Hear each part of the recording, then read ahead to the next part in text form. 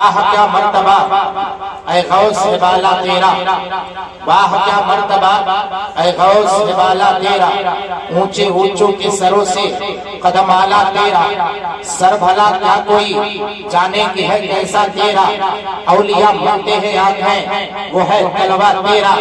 پھر سوچ رہے ہوں گے کہ پھر وہی اشعار شروع کر دیا، پھر یہ کہنا کیا چاہ رہا ہے۔ ذہن و فکر کو حاضر کریں، جب ہم اور آپ بارگاہ غوثیت میں آپ کو پہچاننے کی کوشش کرتے ہیں اور آقا غوث اعظم کی بارگاہ کرم میں نذرانے محبت جب پیش کرتے ہیں تو یہ کہہ دیتے ہیں ہم غوث اعظم سرکار کے در کے غلام ہیں۔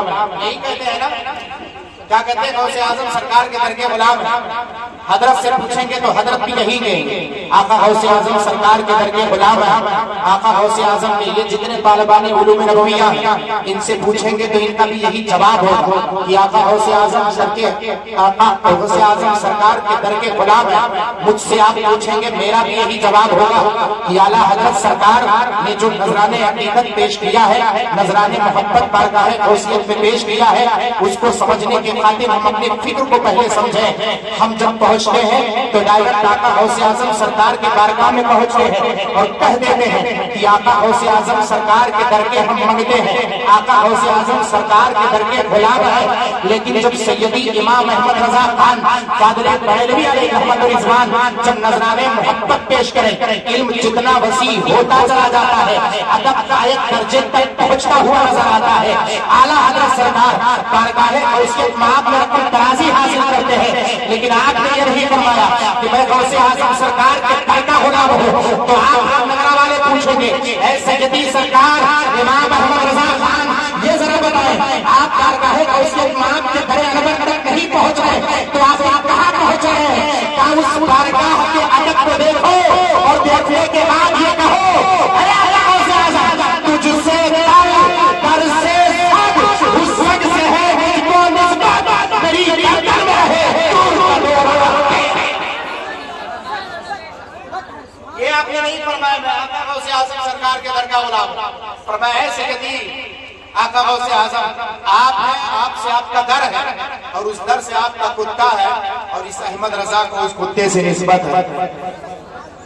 مقام سمجھو پہلے، علم جتنا وسیع، جن کو ہم نے مجدد مانا، جن کو ہم نے محدث مانا، جن کو ہم نے فقیہ مانا، جن کو ہم نے بلاغی مانا، جن کو ہم نے منطقی مانا، جن کو ہم نے فلسفی مانا، جن کو کیا سے کیا مانا ہے، اٹھاؤ فتاوی رضویہ اٹھا کر یہ دیکھو کتنے علوم و فنون اس کی شاخیں نکلتی ہوئی نظر آتی ہے۔ وہ اعلیٰ حضرت سرکار ڈائریکٹ نسبت نہیں کر رہے ہیں، آقا غوث اعظم سرکار کے اس تاجدار بغداد کے منصب کو سمجھنے کی کوشش کرو، اس مرتبے کو سمجھنے کی کوشش کرو، اس مقام کو سمجھنے کی کوشش کرو۔ ہم جیسے حضرت جب کہے تو کہے غوث اعظم سرکار کے در کے غلام ہیں، لیکن اعلیٰ حضرت جب فرمائے یہ فرمائے نہیں غوث اعظم سرکار کے در کے غلام نہیں، تجھ سے در سے سب اس وقت سے ہے اس کو نسبت میری گردن میں رہے دور کا بولا۔ یہ مفہوم دیں اور مفہوم دینے کے بعد پھر آخر یہ سب کیا کیوں، یہ سب آخر کیا کیوں؟ فرماتے ہیں اس کی وجہ یہ ہے اس نشانی کے جو سگہیں نہیں مارے جاتے، ہاتھ اٹھا کر بولتے ہیں اس نشانی کے جو سگہیں نہیں مارے جاتے، حشر تک میرے گلے میں رہے پٹا تیرا، حشر تک میرے گلے میں رہے پٹا تیرا۔ کہ اگر ان کے غلامی کا پٹا گردن میں ڈال دیا تو پھر مقام کیا ہوگا؟ ظاہر اس بات ہے آقا غوث اعظم سرکار کے بارگاہ میں کوئی منگتا جائے خالی جھولی لے کر تو بھر کر واپس آتا ہے کہ نہیں واپس آتا؟ بھر کر واپس آتا ہے۔ سیدی سرکار اعلیٰ حضرت نے اتنی نسبت، اتنے ادب کو، اتنے غایت درجے کے ادب کو پیش کیا تو آخر ملا کیا؟ فرماتے میری قسمت کی قسم کھائیں سگانے بغداد، میری قسمت کی قسم کھائیں سگانے بغداد، ہند میں بھی رہوں دیتا رہوں پہر، میری قسمت کی قسم کھائیں سگانے بغداد۔ وہ نتیجہ نکل کر کے سامنے آیا۔ پھر فرماتے ہیں آقا غوث اعظم کو سمجھنے والے جو لوگ کہتے ہیں کہ آقا غوث اعظم سرکار فقط قطب ہیں، فرماتے نا، تجھ سے اور پہر کے افتاب سے نسبت کیسے؟ تجھ سے اور پہر کے افتاب سے نسبت کیسی، خود بخود کون ہے خادم تیرا چیلا تیرا۔ اور پھر فرماتے جب فیض کی بات آ جائے تو پورے عالم اسلام کو لو اپنی نگاہوں میں اور کہہ دو مزرع چشت و بخارا وہ عراق و اجمیر، مزرع چشت و بخارا وہ عراق و اجمیر، کون سی کشت پہ برسا نہیں چھالا، کون سی کشت پہ برسا نہیں چھالا تیرا۔ سب سے پہلے شعر کو ہم سمجھ لیں پھر آگے بڑھائیں۔ حضور اعلیٰ حضرت سرکار کے پہلے شعر کو سمجھنا چاہتے ہیں، جتنے لوگ سمجھنا چاہتے ہیں ہاتھ اٹھا کر کے بتائیں۔ یہی سرکار مخدوم کی چھوچا رحمت اللہ تعالیٰ علیہ، مخدوم محمد الدین جہانگیر سمنانی سامانی مخدوم مطلب کی چھوچی رحمت اللہ تعالیٰ روایت کے اوپر ذرا دیکھیں آقا مخدوم اشرف کی چھوچی رحمت اللہ تعالیٰ علیہ ملک سمنا سے چلتے ہیں آپ، اور چلنے کے بعد ہندوستان کی دہلیز پر قدم رکھتے ہیں۔ تفصیل کے ساتھ اگر بیان کروں گا تو میرا وقت زیادہ ہو جائے گا، اور آ کر کے یہی بہار کی سرزمین پر پہنچتے ہیں، اور مخدوم شرف الدین یحییٰ منیری رحمت اللہ علیہ کا جنازہ رکھا ہوا۔ جانے والے وہ بہار کے مخدوم بہار مخدوم شرف الدین یحییٰ منیری رحمت اللہ علیہ، جنہوں نے فرمایا تھا تم میں سے میری نماز جنازہ کوئی نہیں پڑھائے گا۔ کہ حضور پڑھائے گا کون؟ کہ پڑھانے والا کوئی آ رہا ہے، پیارے مصطفیٰ کی نسبتوں کا شہزادہ چل کر آ رہا ہے، کالی چادر اوڑے ہوئے ہوگا، اس کا نام محمد اشرف ہوگا، اور وہ قرآن پاک کو قرأت سبا سے حفظ کیا ہوا ہوگا، قرأت سبا سے۔ یہ فرمایا اور فرمانے کے بعد آپ نے آنکھیں بند کی۔ لوگ انتظار کر رہے جنگل کی طرف سے کوئی آئے۔ آنے والا نوجوان جب آیا چہرہ زرد تھا، سفر کے تکار نظر آ رہے تھے، قریب پہنچے تو لوگوں نے کہا تھا مرحبا یا ابن رسول اللہ، اے اللہ کے رسول کے شہزادے، مبارک بادی ہو بہار کی سرزمین پر آپ کو۔ تو مخدوم مشرق کی چچوی نے فرمایا تھا کہ یہ بتاؤ میں نے تو کسی کو بتایا نہیں، آخر سب کو پتا کیسے چلا؟ کہ ایک مخدوم نے جاتے جاتے آنے والے مخدوم کی خبر دے دی ہے۔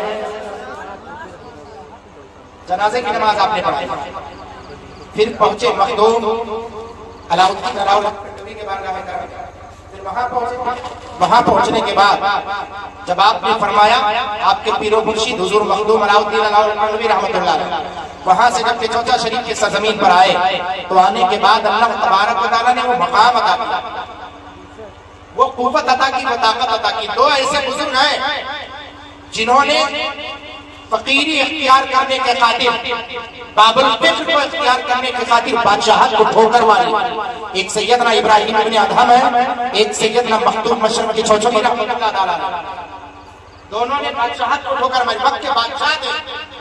ابھی میں رمنگرہ والوں سے پوچھوں تو بتاؤں آپ کی زندگی کا مطمع نظر کیا ہے، تو اس میں سے کوئی کہے گا حضرت اگر ایک مہینے میں 30,000 کماتے ہیں تو دوسرے مہینے چاہت یہ ہوتی کہ 40 کماتے ہیں، اگر مہینے میں 40 کماتے تو دوسرے مہینے چاہت یہ ہوتی کہ 50 کمائے، زیادہ کی خواہش ہوتی کہ نہیں ہوتی؟ اس میں کوئی ایسا بھی مجھے بتاؤ، کوئی ایسا موجود ہو جو اگلے مہینے، جو اس مہینے 50,000 کمائے اور کہے نہیں حضرت اگلے مہینے مجھے 20,000 کمائے؟ کوئی ایسا ہے؟ کوئی ملے گا ایسا جلدی؟ لیکن مخدوم پاک نے بادشاہت کو ٹھوکر ماری، جہاں پر مال، دولت، نوکر، چاکر، پوری اپنی فیلڈ، پورے محلات، باغات، تمام چیز سپاہی ہیں، سب کچھ زیر نبی، ایک حکم دے اشارہ کرے بہت کچھ ہو جائے، لیکن بادشاہت کو ٹھوکر ماری۔ تو اللہ تبارک و تعالیٰ نے بھی وہ مقام عطا کیا، ان ہاتھوں میں وہ قوت عطا کی، راستے سے گزرے اور کچھوچا پہنچے، اور پہنچنے کے بعد جب لوگوں سے کہیں کہ مجھے کچھ پلاؤ، پوجا کر رہے تھے، یہی تو تھا، گائے کی پوجا کر رہے تھے، کہا مجھے دودھ پلاؤ، کہا یہاں دودھ نہیں ملے، کہا پوجا کر رہے ہو تو پلاؤ دوسرا صحیح، کر رہے ہو تو پلاؤ دوسرا صحیح، کہا یہ دینے والی دودھ دینے والی نہیں، وہ تو وہ والے جہاں چرانے وہاں چل کر کے جائے، تو کہا اگر یہی اسی سے مل جائے تو کہا یہ دینے والا نہیں، کہا میں جس کی عبادت کرتا ہوں اس کی نگاہ عنایت ہو جائے تو اس سے بھی دودھ نکل آئے گا۔ فرمایا کہ ایسا بھی کوئی رب ہے، ایسا بھی کوئی معبود ہے تو کہا میرا معبود. کہا آپ نکال کر کے دکھائے تو جس کی آپ عبادت کرتے اس کی ہم بھی عبادت کرنا شروع کر دیں گے. مخدوم پاک نے فرمایا پھر لوٹا لے کر کے آؤ. انگلی لگایا اور لوٹے کو بھرا کہا سب پیو. خود پیے, لوگوں کو پلانا چاہا. لوگوں کو حضور دودھ بعد میں پیش کیجیے گا. ہاتھ پہلے بڑھائے, کلمہ طیبہ پڑھائے, کیونکہ اس مولا نے وہ سامنے ان الدین عند اللہ الاسلام کو داخل کر کے ہمیں بھی کہا وہ مخدوم پاک. پھر آپ پہنچے تو پہنچنے کے بعد اللہ تبارک و تعالیٰ نے مقام عطا کیا. ہاتھوں کو اٹھا کر کے دعا کیا, مولا ولیوں میں تو نے جو مقام عطا کیا مجھے, شاید تو نے کسی کو مقام عطا کیا ہو. بادشاہت کو میں نے ٹھوکر ماری اور باب الفضل کو میں نے اختیار کیا ہے. تو نے جو مقام عطا کیا شاید کسی کو تو نے عطا کیا ہو. اتنا سننا تھا. اب ذہن و فکر کو حاضر کرو. اپنے ہاتھ کے چہرے پر پھیرا, پھیرنے کے بعد نگاہ آسمان کی طرف کی تو کیا دیکھتے ہیں آپ کے سر کے اوپر دو نشان قدم ہیں جو سایہ کیے ہوئے ہیں. مخدوم اوحد الدین جہانگیر سمنانی سامانی, مخدوم مشرق کی چھوچھوٹی نے اپنے ملفوظات جس کو آپ کے شیخ, آپ کے مرید شیخ نظام الدین یمنی نے ترتیب کیا جسے لطائف اشرفی کہتے ہیں. فارسی کے نسخے کو اٹھا کر کے دیکھو, روایت صاف طور پہ موجود ہے کہ مخدوم پاک نے جب دیکھا تو اپنے سر کے اوپر تو نشان قدم دیکھا. مولا کی بارگاہ میں عرض پیش کیا, پروردگار آخر میرے سر کے اوپر یہ ولایت کے سر کے اوپر نشان قدم کس کے ہیں؟ تو علم سے آواز آتی ہے اوحد الدین تجھے بتا رہی کوئی ولی جتنے مقام پر پہنچ جائے, جتنا بڑا ہو جائے, جتنے اونچے مقام پر پہنچ جائے, ارے اس کے سر کے اوپر میرے محبوب نے شہید بیٹے عبد القادر جیلانی کے بھائی آئیس کے مثال ہو گئے. اعلیٰ حضرت ارشاد فرماتے بہت مرتبہ ہے غوث والا تیرا اونچے اونچوں کے سر سے کربلا. بے شک سبحان اللہ, تکبیر. مسلک اعلیٰ حضرت جشن نعرہ تکبیر, نعرہ رسالت. ماشاءاللہ سبحان اللہ. غوث اعظم سرکار اعظم ہم کہتے ہیں لیکن اعظم ہے کہ کیسے ہے اس کا پتہ ہمیں نہیں ہے. اعظم کے معنی کیا ہوتا ہے؟ بولے بھائی اعظم کا معنی کیا ہوتا ہے؟ اعظم کے معنی ہوتا ہے بڑا. اعلیٰ حضرت سرکار نے جو بارگاہ غوثیت مہام میں رقم ترازی حاصل کی ہے, غوث اعظم سرکار بڑے کیسے ہیں یہ کیفیت آپ نہیں سمجھ پائے. سب سے پہلے میں نے پیرم نگرہ میں بیٹھا ہوں, پڑھے لوگوں کا مجمع ہے اور اس بھائی صاحب اللہ تشریف فرما ہے. تو آپ میں چاہتا ہوں کہ آپ لوگ اس کلیم کو آپ سب سے پہلے سماعت کر لیں. یہ آقا غوث اعظم سرکار کو اللہ تبارک و تعالیٰ نے اپنے پیارے محبوب کے صدقے میں قوت کتنی عطا کی ہے. کیونکہ سوال ہوتا کہ ولیوں میں کسی کو ایسا نہیں دیکھا گیا. سیدنا امام حسن عسکری رضی اللہ تعالیٰ رحمۃ اللہ علیہ کی ذات سے لے کر آقا غوث اعظم کی دہلیز انور تک اور آپ کے در پاک سے لے کر کے سیدنا امام مہدی تک کل اولیاء کے سردار سیدنا شیخ محی الدین عبد القادر جیلانی رضی اللہ عنہ. یہیں پر آ کر کے ہم لوگ جو بیان کرنے والے ہوتے ہیں تھوڑا سا معاملہ ڈیفیکلٹ ہو جاتا. ہم مطلب کہتے تھے کل اولیاء کے سردار, کل اولیاء کے سردار. ارے ولیوں کے ولی تو سیدنا مولا علی, سیدنا امام حسن مجتبی ہے. امام حسن عسکری کے بعد سے لے کر آقا غوث اعظم سرکار کل اولیاء کے سردار. اتنا بڑا مقام کیسے عطا کیا اللہ تبارک و تعالیٰ نے؟ اتنا بڑا مقام کہ آپ اپنے یہاں کے امام صاحب اور خطبہ اہل سنت سے آپ نے سماعت کیا ہوگا, ایک وقت میں 70 مریدوں کے یہاں حاضری دیتے ہوئے آقا غوث اعظم سرکار. اور اعلیٰ حضرت سرکار نے فتاوی رضویہ میں اس بڑھیا والے واقعے کی تصدیق کی ہے جو دریا پر بیٹھی رہتی تھی, ابھی کچھ اشعار سماعت کر رہے تھے. 12 سال کے بعد کشتی کو نکالا. ان اشعار کو آپ نے, ان چیزوں کا تو آپ نے سماعت کیا ہوگا. آقا غوث اعظم سرکار کو کتنی قوت, اتنی قوت اللہ تعالیٰ نے عطا کی ہو. ایک ہے عنایت. اگر کسی کو یہ شک ہو جائے کہ پیارے مصطفیٰ صلی اللہ علیہ وسلم اتنے کم وقت میں کیسے گئے لامکاں اور سیر کی کیسے واپس آئے, تو آقا غوث اعظم اسے اتنی عمر عطا کر دے, وہ بھی عالم غیب کی عمر اتنی عطا کر دے کہ وہ 6-4 بچوں کا صاحب ہو جائے اور پھر واپس پڑھ دے. اتنی قوت آخر کہاں سے عطا ہو؟ اس آپ فلسفے کو سمجھنا چاہتے ہیں, سمجھنا چاہتے ہیں, اردو کو ختم کیا جائے بتائیں؟ میں آیا ہوں بیٹھ گیا اتنی دیر میرے لیے کافی، اب آپ بتائیں گفتگو ختم کی جائے آگے بڑھایا جائے؟ کتنے لوگ سننا چاہتے ہیں ہاتھ اٹھا کر کے بتائیں؟ ماشاءاللہ سب سننا چاہتے ہیں، ٹھیک ہے تو ذہن و فکر کو حاضر کریں۔ یہ قوت و طاقت آ کر آخر حاصل کہاں سے ہوئی؟ ہم آقا غوث اعظم سرکار کیا صرف کرامت سننے کے لیے آئے ہیں؟ کیا ہم کرامت سنیں گے آقا غوث اعظم سرکار کی تبھی ہمارے دل کو سکون پہنچے گا؟ کامیابی صرف کرامت سننے میں نہیں ہے، مقصد جلسہ کرنے کا صرف کرامت سننا نہیں ہے، مقصد جلسہ سننے کا صرف حضرت غوث اعظم سننا نہیں، بلکہ مقصد یہ ہے کہ آقا غوث اعظم کی زندگی پاک سے اپنے زندگی کو ان کو زندگی میں ابھارنا، یہ مقصد ہے، ان کے زندگی کے لئے پر لے جانا، ان کی طرح زندگی گزارنا، تصوف کی طرح اپنے دل کو صاف کر کے توبہ کر کے راہ مولا میں قربت اختیار کرنا، یہ تب کامیابی حاصل ہوتی، صرف عظمت اور کرامت سن لینے سے نہیں ہوتا۔ اب ذرا سنو، میں دلیل پیش کرتا ہوں۔ سیدنا سلیمان علیہ السلام کو آپ جانتے ہیں؟ اللہ کے نبی، کتنے لوگ سلیمان علیہ السلام کو جانتے ہیں؟ ہاتھ اٹھا کر کے بتائیں۔ میں بار بار ہاتھ اس لیے اٹھوا رہا ہوں تاکہ یہ سمجھ جاؤں کہ آخر آپ لوگ جگ رہے ہیں نہیں جگ رہے۔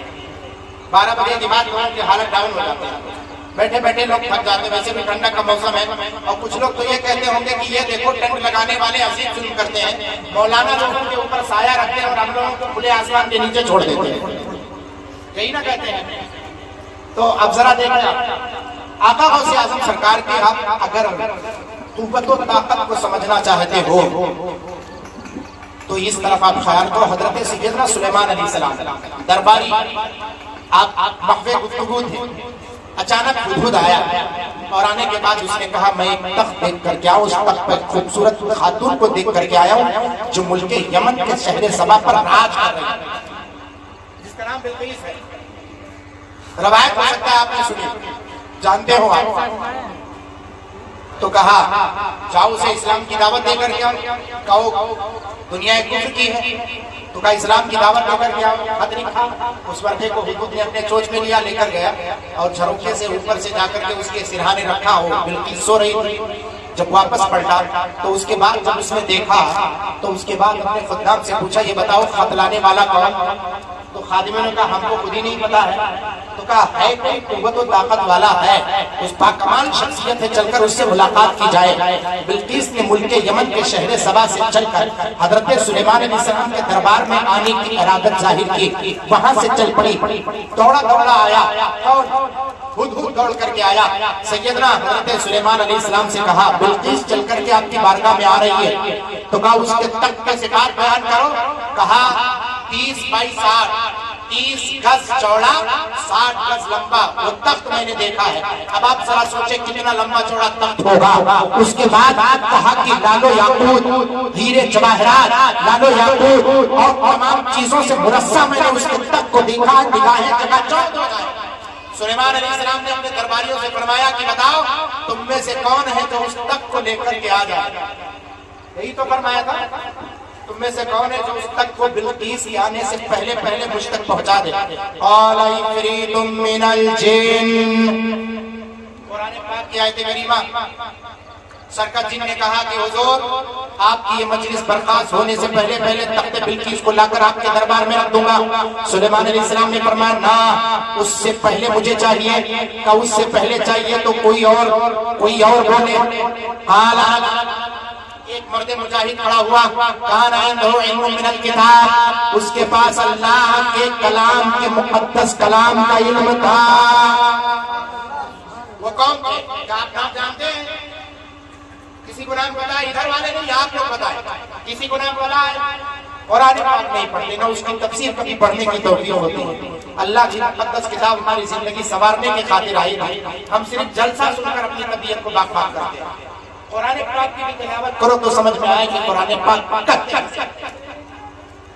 کان عنده علم من الکتاب، اس مرد مجاہد کے پاس کتاب کا علم تھا، اور وہ کتاب بھی کون سی میں بتاؤں؟ حضرت سلیمان علیہ السلام، حضرت داؤد علیہ السلام کے شہزادے تھے، حضرت داؤد علیہ السلام پر کون سی کتاب نازل ہوئی بتائیں، آپ بتا سکتے ہیں؟ حضرت داؤد علیہ السلام پر اللہ کی مقدس کون سی کتاب کا نزول ہوا؟ کوئی اس میں بتا سکتا ہے؟ پڑھے سب ہوں گے، اور میں ایسا حوالہ پیش کروں گا جس کا انکار آپ نہیں کر سکتے. ابھی ایک بندہ نعرہ لگا رہا تھا, اس نے کہا کہ فیضان بدر ملت, یہی تو کہا تھا, ایسے کچھ نعرہ لگایا تھا, حضور بدر ملت کو یاد کیا, بڑے حضرت کو کہا جاتا ہے, براؤ شریف کی زبان میں بڑے حضرت کہا جاتا ہے. آج بھی مجھے یاد ہے کہ میں نے پرائمری کے درجہ 4 میں نے پڑھا تھا تعمیر ادب, علامہ بدر ملت نے بتایا تھا, ان کا فیضان تمام مدارس میں جاری, تمام مدارس میں جاری. تعمیر ادب پڑھے ہو, اس میں کہا کہ کتاب اللہ تعالیٰ نے تو صحیفے کئی نازل فرمائے, لیکن 4 مشہور آسمانی کتاب ہیں. چاروں کا نام یاد ہے آپ کو؟ کسی کو یاد ہے؟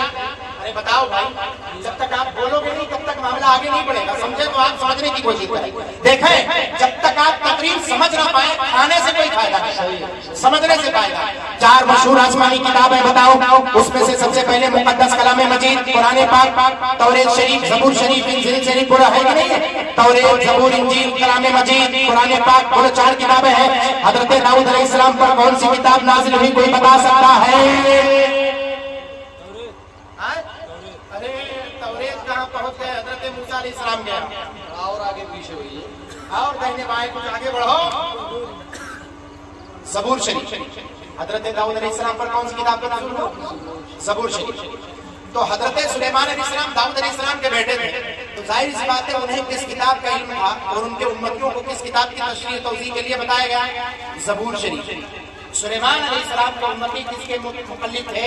زبور شریف, زبور شریف کے مقلد. تو وہ مرد مجاہد جو تھے, جن کا نام آصف بن برقیہ تھا, ان کے پاس اللہ کان عنده علم من الکتاب, اللہ کے مقدس کتاب کا علم تھا. وہ مقدس کتاب تھی کون؟ وہ زبور شریف تھی. ان کے دل میں اللہ کے مقدس کتاب زبور شریف کا علم تھا. تو انہوں نے کیا فرمایا؟ انہوں نے کیا کہا, حضور اجازت دے آپ مجھے, میں پلک چھپک کے بلقیس کے تخت کو ملک یمن کے شہر سبا سے لا کر آپ کے دربار میں حاضر کر دوں گا. زندہ باد, بہت عمدہ, بہت عمدہ. پلک چھپکتے ہوئے کیا کہا تھا؟ پلک چھپکتے ہوئے, بتاؤ کیا کہا؟ پلک چھپکتے ہوئے ملک یمن کے شہر سبا سے آپ کے دربار میں لے کر کے آؤں گا, ارض مقدس میں. وہ ارض مقدس حضرت سلیمان علیہ السلام کا جانتے ہو, ارض مقدس فلسطین. چلو اور دیکھو اس مقدس سرزمین کو. کہا اتنی دوری پر, ہزاروں کوسوں میلوں دوری پر, کہاں ملک یمن ہے اور کہاں ارض مقدس.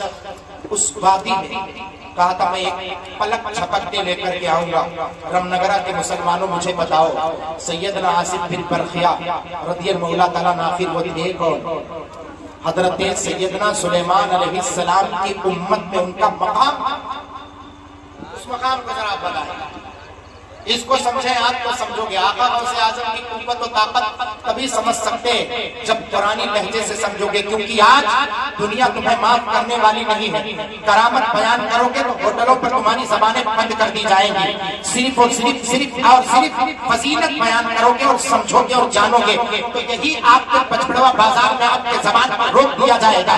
کیونکہ سوال کرنے والا آج کل کہتا ہے ہمیں قرآن سے دلیل چاہیے, ہمیں حدیث پاک سے دلیل چاہیے. وہ بھی ساری حدیثیں نہیں, یا تو بخاری شریف دیجیے, یا تو مسلم شریف دیجیے, یا تو قرآن مجید دیجیے. اس کے آگے بات کرنے کو ہمارا مخالف تیار نہیں,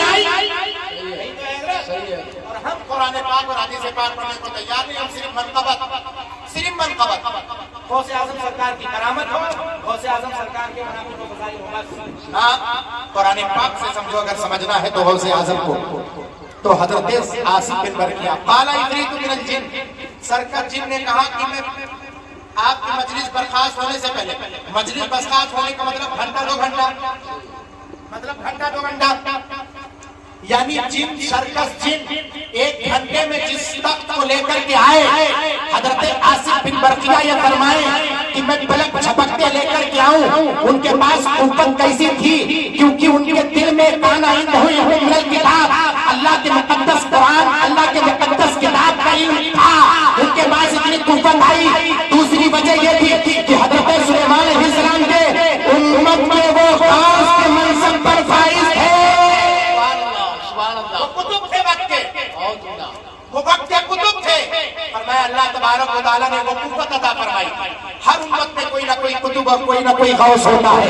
हर नबी की उम्मत में गुजरे हैं, औलिया गुजरे हैं, अक़ताब गुजरे हैं, अक़यास गुजरे हैं, अब्जाद गुजरे हैं, अफ़राद गुजरे हैं, औताद गुजरे हैं, अब्दाल गुजरे हैं। तो जब आप मुझे बताओ रमनगरा के मुसलमानों, सहलो को हाजिर करो और मोहम्मदीन नजरी को बताओ हज़रत सुलेमान अलैहिस्सलाम के उम्मत के गौस और उनके पास अल्लाह के मुक़द्दस किताब का इल्म हो तो इतनी ताकत आ जाए कि जो जिन्न ना कर पाए वो मर्दे मुजाहिद अकेला खुद करे और बिल्किस के तक को पलक झपकते हुए। आप पलक झपकने की कैफियत मुझे बताओ, पलक कितने मिनट में आप झपकते हैं? 1 मिनट, 2 मिनट, 4 मिनट, ये आप बताएं। मैं आपसे पूछूंगा तभी आगे बढ़ूंगा। पलक कितने मिनट में आप झपकते हैं? मिनट बताया। मिनट नहीं बल्कि सेकंड भी नहीं लगता है। सेकंड तो बाद में आपके सामने आएगा, पलक पहले झपक जाती है कि नहीं? सेकंडों का बताओ कुव्वत। जब हजरत सुलेमान अलैहिस्सलाम के उम्मत में गौस और उनके दिल में अल्लाह के मुक़द्दस कलाम की कुव्वत और ताकत और इल्म हो तो अल्लाह इतनी कुव्वत अता कर दे कि पलक झपकते अरे हजारों कोसों मील दूरी पर वो तख्त हो लाकर हजरत सुलेमान अलैहिस्सलाम के दरबार में रख दे। जब उनकी ताकत का ये आलम है तो जो नबी सारे नबियों का सरदार हो, नबियों का नबी हो, उस नबी के उम्मत के गौस